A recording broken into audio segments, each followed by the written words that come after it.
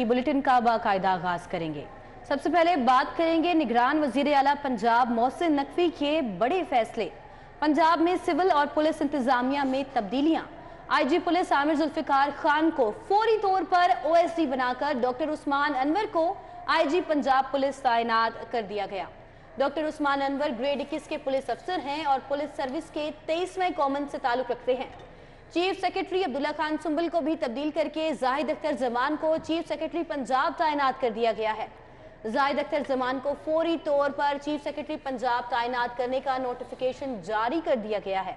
जाहिद अख्तर जमान ने ओहदे का चार्ज संभाल लिया है। सीसीपीओ लाहौर गुलाम महमूद डोगर की भी छुट्टी। बिलाल सदीक कमियाना सीसीपीओ लाहौर तैनात कर दिए गए हैं। निगरान वजीर आला मोहसिन नकवी के बड़े फैसले। पंजाब में सिविल और पुलिस इंतजामिया में तब्दीलियां की जा रही हैं और आईजी पुलिस आमिर जुल्फिकार खान को फौरी तौर पर ओएसडी बनाकर डॉक्टर उस्मान अनवर को आईजी पंजाब पुलिस तैनात किया गया है। डॉक्टर उस्मान अनवर ग्रेड 21 के पुलिस अफसर हैं और पुलिस सर्विस के 23वें कॉमन से ताल्लुक रखते हैं, जबकि चीफ सेक्रेटरी अब्दुल्ला सुंबुल को तब्दील करके जाहिद अख्तर जमान है जिनको चीफ सेक्रेटरी पंजाब तैनात किया गया। जाहिद अख्तर जमान को फौरी तौर पर चीफ सेक्रेटरी पंजाब तैनात करने का नोटिफिकेशन भी जारी कर दिया गया है। जाहिद अख्तर जमान ने ओहदे का चार्ज संभाल लिया है और सीसीपीओ गुलाम महमूद डोगर की भी छुट्टी कर दी गई और बिलाल सिद्दीक कमियाना है जो कि सीसीपीओ लाहौर तैनात कर दिए गए। अब बात करेंगे बिजली के ब्रेकडाउन के मामले पर। कौमी ग्रिड सिस्टम से मुकम्मल तौर पर बिजली बहाल नहीं हो सकी। शहर में बिजली की बदतरीन एलानिया और गैर एलानिया लोड शेडिंग अभी भी जारी है। लेस्को सिस्टम पर 12 घंटे से जायद तक की लोड शेडिंग होने लगी है। 900 मेगावाट फॉल का सामना है। लेस्को की तलब 2550 और फराहमी सिर्फ 1650 मेगावाट है। तलब और रसद में फ़र्क से हर घंटे बाद 1 घंटे की लोड शेडिंग भी शेड्यूल दी गई है, जबकि शेड्यूल के बरक्स भी गैर एलानिया लोड शेडिंग का सिलसिला शहर भर में जारी है। क्या सूरत हाल है, इस हवाले से शाहिद नदीम सिप्रा हमारे साथ हैं, उनसे जानेंगे। जी शाहिद सिप्रा। जी बिल्कुल, बिजली के ब्रेकडाउन के बाद कौमी ग्रिड स्टेशन से सप्लाई को मुकम्मल तौर पर बहाल नहीं किया जा सका और इस वक्त भी लाहौर इलेक्ट्रिक सप्लाई कंपनी के मुख्तलिफ इलाकों में एलानिया और गैर एलानिया लोड शेडिंग का सिलसिला जारी है और ये दुरानिया तकरीबन 12 से 14 घंटे तक रिकॉर्ड किया जा रहा है। आज अगर लाहौर इलेक्ट्रिक सप्लाई कंपनी की डिमांड की बात की जाए तो वो 2550 मेगावाट रिकॉर्ड की जा रही है, जबकि नेशनल पावर कंट्रोल सेंटर से जो फ्राहमी है वो 1650 मेगावाट रखी गई है। इस तरह 900 मेगावाट का शॉर्टफॉल होने की बुनियाद पर मुख्तलिफ इलाकों में ट्रिपिंग भी आ रही है और एलानिया और गैर एलानिया लोड शेडिंग भी की जा रही है। ज़रा ने यह बताया है कि पावर डिवीजन और NPCC की जानिब से जो हदायत जारी की गई हैं उसके मुताबिक हर 1 घंटे के बाद 1 घंटा की लोड शेडिंग का कहा गया है, लेकिन जब सिस्टम ओवरलोड होता है तो दोबारा ब्रेकडाउन से सिस्टम को बचाने के लिए गैर एलानिया तौर पर भी सर्किट्स को बंद किया जा रहा है, जिसके बाद जो लोड शेडिंग का दुरानिया है उसमें मुसलसल इजाफा रिकॉर्ड किया जा रहा है। आज भी यही सूरत हाल रहेगी, चूँकि विफाकी वजीर की जानिब से भी कहा गया है कि आइंदा जो 48 घंटे होंगे यानी कि 2 रोज़ मजीद जो हैं इसके दौरान सिस्टम को मुस्तहकम करने की कोशिश की जाएगी और कोयला के जो पावर हाउसेज हैं और जो न्यूक्लियर पावर हाउसेज हैं जब तक वो वापस सिस्टम में नहीं आते उस वक्त तक इसी तरह एलानिया और गैर एलानिया लोड शेडिंग का सिलसिला जारी रहेगा और सार्फिन को मुश्किलात का सामना कर। जी शाहिद सिप्रा, आपका बहुत शुक्रिया। बिजली के शटडाउन के खिलाफ हाई कोर्ट में मुतफरिक दरख्वास्त दायर कर दी गई है और दरख्वास्त जुडिशल एक्टिविज्म पैनल की जानिब से दायर की गई है। गुज़िश्ता रोज़ मुल्क भर में जारी शटडाउन से अरबों का नुकसान हुआ है। दरख्वास्त में ये मौक़िफ़ दायर किया गया है कि शहरियों को शदीद मुश्किलात और पेट्रोल की भी किल्लत का सामना रहा। बिजली का तूल शटडाउन मुल्की मफाद के खिलाफ है। लोड शेडिंग के बायस पहले ही इंडस्ट्रीज बंद हो रही हैं। 6 घंटे की ताख़ीर के बाद वजूहात जानने के लिए कमेटी भी बनाई गई। अदालत जिम्मेदारों और ऐसे शटडाउन की रोकथाम के लिए इक़दाम करे ये इस्तदा की गई है इस दरख्वास्त में। तो बिजली के शटडाउन के खिलाफ हाई कोर्ट में मुतफरिक दरख्वास्त दायर कर दी गई है। दरख्वास्त जुडिशल एक्टिविज्म पैनल की जानिब से मुतफरिक तौर पर दायर की गई है। गुज़िश्ता रोज़ मुल्क भर में जारी शटडाउन से अरबों का नुकसान हुआ, ये मौक़िफ़ दायर किया गया है उस दरख्वास्त में। ओगरा ने पेट्रोलियम मसनूआत की मुमकिना किल्लत की सख्ती से तरदीद कर दी है। मुल्क में 37 दिनों का वाफर स्टॉक मौजूद है। ओगरा तर्जुमान की जानिब से कहा गया है कि पेट्रोल ले जाने वाले जहाज बर्थ बैरूनी लंगर खाने पर हैं। मुकामी रिफाइनरीज पेट्रोलियम मसनूआत की तलब पूरा कर रही हैं। तर्जुमान ओगरा की जानिब से ये भी कहा जा रहा है। तो ओगरा ने पेट्रोलियम मसनूआत की मुमकिना किल्लत की सख्ती से तरदीद की है और मुल्क में 37 दिनों का वाफर स्टॉक मौजूद है। तर्जुमान की जानिब से ये कहा जा रहा है और ये भी कहा जा रहा है कि पेट्रोल ले जाने वाले जहाज़ बर्थ और बैरूनी लंगर खाने पर हैं, जबकि मुकामी रिफाइनरीज पेट्रोलियम मसनूआत की तलब पूरी कर रही हैं। तर्जुमान ओगरा की जानिब से ये वाज़े कर दिया गया है। शहर के यूटिलिटी स्टोर पर सस्ते घी और ऑयल का बहरान संगीन हो रहा है। आपको बताएं कि 10 दिन गुजर जाने के बावजूद ताहा सस्ते घी और ऑयल की सप्लाई मुमकिन नहीं बनाई जा सकी। सस्ते घी और ऑयल की खरीदारी के लिए गरीब तबका यूटिलिटी स्टोर्स खाली हाथ लौटने लगा है। तफसीलात जानेंगे इस बारे में शहजाद खान अब्दाली से। शहजाद, अपडेट कीजिए। शहर के यूटिलिटी स्टोर पर गुज़श्ता 10 रोज़ से सस्ते घी और ऑयल की फ्राहमी यकीनी नहीं बनाई जा सकी। हर गुज़रते दिन के साथ साथ शहर के यूटिलिटी स्टोरों पर जो सस्ते घी और ऑयल की किल्लत का बहरान है वो संगीन तर सूरत हाल इख्तियार करता चला जा रहा है और जो सार्फिन सस्ते घी और ऑयल की ख़रीदारी के लिए यूटिलिटी स्टोर्स का रुख कर रहे हैं वो खाली हाथ वापस लौटने पर मजबूर हैं, क्योंकि इंतज़ामिया की जानिब से उन्हें यह बताया जा रहा है कि अभी तक यूटिलिटी स्टोर्स पर सस्ते घी और ऑयल की सप्लाई जो है वो नहीं पहुंच सकी और ये सप्लाई कब आएगी इंतज़ामिया को भी अभी तक नहीं मालूम, क्योंकि यूटिलिटी स्टोर कॉरपोरेशन के वेयर हाउसेज़ में जो सस्ते घी और ऑयल की सप्लाई है वो नहीं पड़ी और इस हवाले से इंतज़ामिया भी लाइलम है कि ये घी और ऑयल कब आएगा। इस वक्त हम शादमान यूटिलिटी स्टोर पर मौजूद हैं और यहाँ पे एक कंज्यूमर हमारे साथ मौजूद है, उनसे बात करते हैं। अस्सलाम वालेकुम, कैसे हैं आप? ठीक ठाक हैं? शुक्र अल्लाह भाई। 8-10 दिन से जो है ना घी की सप्लाई नहीं आ रही। हम परेशान होते आते वापस चले जाते, महंगा हम ख़रीद नहीं सकते। हमें गवर्नमेंट से यह अपील है भाई, ये गरीब लोगों को ये चीज़ें मिलने तो बेच दे सस्ता। यूटिलिटी स्टोरों पर भी अगर सप्लाई की किल्लत होती है तो आप समझते हैं इसका फ़ायदा तो फिर आवाम को नहीं सही तरह से पहुँचता? नहीं पहुँचते ना, ये महंगा देते 500-600 रुपये का किलो देते हैं, सस्ता आते हैं नहीं तो आवाम को क्या फ़ायदा मिलते।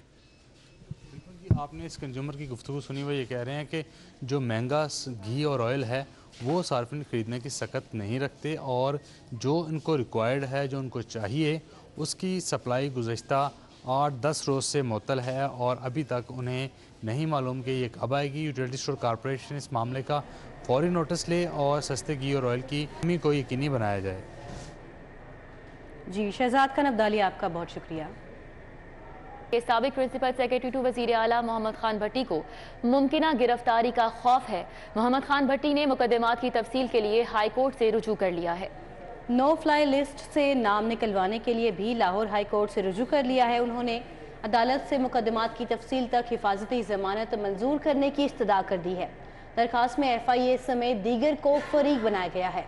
गैर कानूनी तौर पर नाम नो फ्लाई लिस्ट में शामिल किया गया है। दरखास्त गुजार का कहना है कि खदशा है सियासी बुनियादों पर मुकदमात दर्ज किए गए। साथ ही साथ दरखास्त में यह भी मौक़िफ़ दायर किया गया है कि मुकदमात में गिरफ्तारी का खदशा है, अदालत हिफाजती जमानत मंजूर करने का हुक्म दे, ये सदा की गई है उस दरखास्त में। साबिक प्रिंसिपल सेक्रेटरी टू वज़ीर आला मोहम्मद खान भट्टी को मुमकिना गिरफ्तारी का खौफ लाहिक हो रहा है। मोहम्मद खान भट्टी ने मुकदमात की तफसील के लिए हाई कोर्ट से रुजू कर दिया है। पंजाब असम्बली तहलील निगरान हुकूमत बन गई। पब्लिक सेक्टर कंपनीज के बोर्ड्स में सियासी रहनुमा बदस्तूर बराजमान हैं। निगरान हुकूमत बनने के बावजूद पब्लिक सेक्टर कंपनीज के बोर्ड तहलील नहीं किए जा सके। इखलाकियात का दर्ज देने वाली PTI के अपने रहनुमा इखलाकी पस्ती का शिकार है। तफसीलात जानेंगे इस हवाले से राव दिलशाद हुसैन से। जी राव दिलशाद, क्या तफसील है? बिल्कुल जी, पंजाब असम्बली तहलील हुई, निगरान हुकूमत अपने वजूद में आ चुकी है, जबकि काबीना के हवाले से मुशावरत का अमल जारी है। लेकिन आपको ये बताएं कि सूबा भर में पब्लिक सेक्टर कंपनीज जिनकी तादाद 60 से ज़ायद है, इन पब्लिक सेक्टर कंपनीज और अथॉरिटीज़ में सियासी लोगों को शामिल किया गया था इनके बोर्ड ऑफ डायरेक्टर्स और बोर्ड ऑफ गवर्नर्स में। ताहम इस हवाले से अभी तक जो डीनोटिफाई नहीं किए जा सके और तमाम तर जो सियासी अफराद थे जिनका ताल्लुक पाकिस्तान तहरीक इंसाफ और मुस्लिम लीग काफ से था, वो ताहाल कहीं कोई चेयरमैन चेयरमैन है तो कहीं वाइस चेयरमैन। आपको ये बताएं कि इसी तरह से जो वेस्ट मैनेजमेंट कंपनी, जिनमें Lahore waste management company, Multan waste management company, इसी तरह से दीगर अजला में भी जो वेस्ट मैनेजमेंट कंपनीज हैं, वहाँ पर बदस्तूर चेयरमैन जो हैं वो कायम है बोर्ड ऑफ डायरेक्टर्स के, जबकि सियासी अफराद बोर्ड के मेंबर्स भी हैं। आपको ये बताएं इसी तरह से डेवलपमेंट अथॉरिटीज़ हैं, जिस तरह से LDA, GDA, FDA और दीगर जो डेवलपमेंट अथॉरिटीज़ है, वहाँ पर भी जो सियासी तौर पर जो नॉमिनेट किए गए, तैनात किए गए सियासी अफराद वो बदस्तूर बोर्ड्स के सरबराह भी हैं और वाइस चेयरमैन भी हैं। अपनी अगर बात करें तो इखलाकियात की हद यह है कि हुकूमत ख़त्म होने के बावजूद ताहाल किसी ने मुफ्त कुतब की फराहमी के लिए तखमीना लागत में होशरुबा इजाफा हो गया। एक साल में ही तखमीना लागत में 8 अरब का इजाफा कर दिया गया। गुज़िश्ता साल प्रिंटिंग का तखमीना 5 अरब था, जो रवां साल 13 अरब पहुंचा दिया गया है, जबकि महकमा स्कूल एजुकेशन ने पंजाब टेक्स्ट बुक बोर्ड से वजाहत तलब कर ली है। टेक्स्ट बोर्ड PMIU से अचानक कीमतों में इजाफे की वजूहात तलब कर ली गई हैं। साबिका दौरे हुकूमत में कुतुब की प्रिंटिंग पर 8 अरब का इजाफी तखमीना दिया गया था। अली रामे हमारे साथ हैं, उनसे बात करेंगे इस हवाले से। अली रामे, आगाह कीजिएगा। जी बिल्कुल, ये टेक्स्ट बुक बोर्ड की तरफ से और PMIU की तरफ से एक ब्रीफिंग जो है वो दी गई और डिमांड की गई महकमा स्कूल एजुकेशन से कि उनको 13 अरब रुपए का बजट जो है वो माली साल 2022-23 और 24 के लिए दिया जाए, जो कि कुतुब की फराहमी के लिए, मुफ्त कुतुब की फराहमी के लिए उसकी प्रिंटिंग होना है।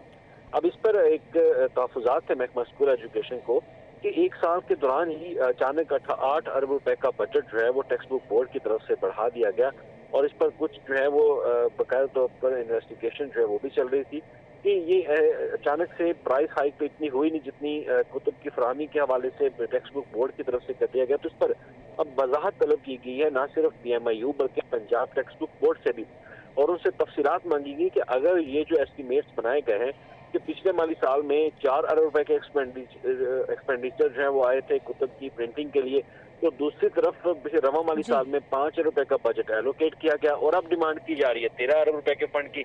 तो इस पर उन्होंने वजाहत तलब की है कि फौरी तौर पर हमें बताया जाए कि आया इस पर कोई कंसल्टेंसी या फिजिबिलिटी रिपोर्ट या किसी थर्ड पार्टी से वैल्यूएशन करवाई गई और प्राइस हाइक के बारे में बताया जाए कि कितनी कीमतों में इजाफा हुआ।